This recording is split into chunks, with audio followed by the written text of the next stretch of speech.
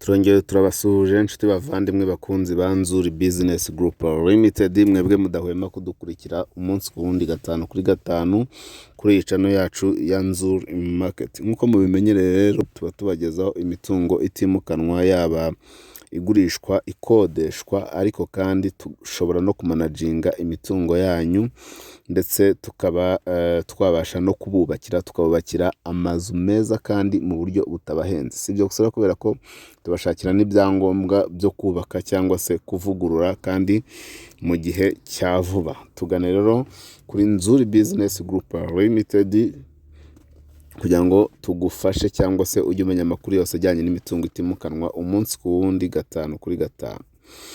Turakwibutsa no gukanda subscribe wowe utarabikora, kugira ngo tujye dukomeza tubane gatanu kuri gatanu. Ukore share, ukande kukazogera kugira ngo tujye dukomeza tubane. Nkuko rero muri kubibona ku mashusho yanyu, tubazaniye ikibanza. Ni ikibanza turimo tubatambagiza, ni ikibanza kinini cyane. Iki kibanza kikaba kiri hano mu mujyi wa Kigali rwagati, mu mujyi wa Kigali rwagati.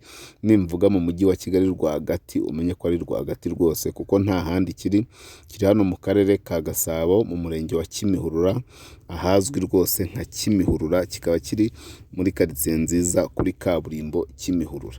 Iki kibanza rero kikaba gikrotiriye cyose n'amatafari ya ruriba, kikaba gishijije, giteguye ku buryo ukiguze nta kindi cyo gukora, nta yindi mirimo ufite uretse kugura gusa uhita wubaka, nta kindi cyo kugitunganya, kuko ikibanza kiratunganyije, kirakrotiriye kandi gifite krotire nziza nkuko muri kubireba, yewe n'urugi rwa portail narwo ruriho.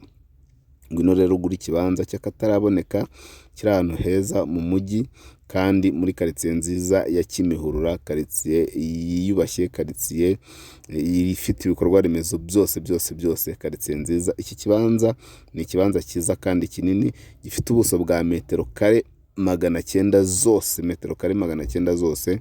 Ni ukuvuga ko harimo ibibanza bitatu rwose nta gushidikanya.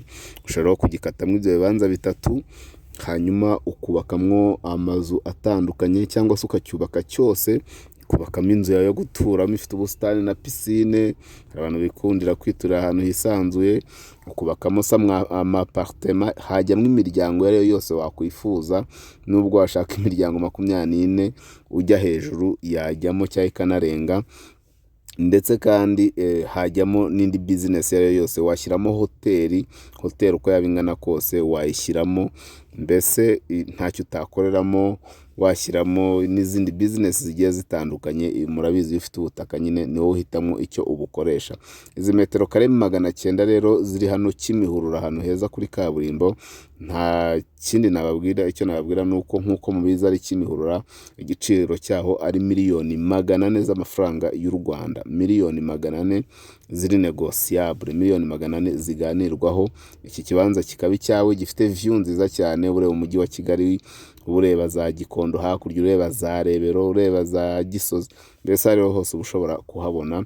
Iki kibanza rero ntikigucike nyabuneka, kuko miliyoni 400 ntabwo ari isi, kuko wabuguza umutungo utazagusaba gusiza, kubaka krotire, ukagura uhita wubaka gusa kuri miliyoni zawe 400 kandi ziganirwaho. Niba rero wakunze iki kibanza, cyangwa ufite n'ibindi ushaka kutubaza, n'ibindi waba warakunze kuri iyi channel, n'ibindi tutashyizeho ushaka kutubaza, kuko byose saha bibarizwa, ushaka kuduhamagara kuri 0788 48 67 cyangwa se 0781 inshuro 3 0123. Si ibyo gusa kuko ushaka kudusanga ku zindi mbuga nkoranyambaga zacu, arizo Instagram, Facebook page, Twitter cyangwa se X, hose n'ubundi twitwa Nzuri Market.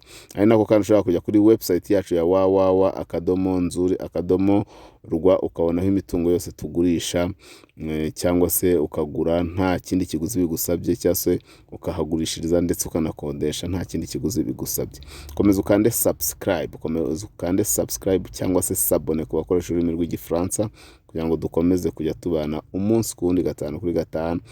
Ciao, turabakunda cyane. Iwacu muri Nzuri Business Group Limited, umukiriya ni umwami, tubahaye ikaze.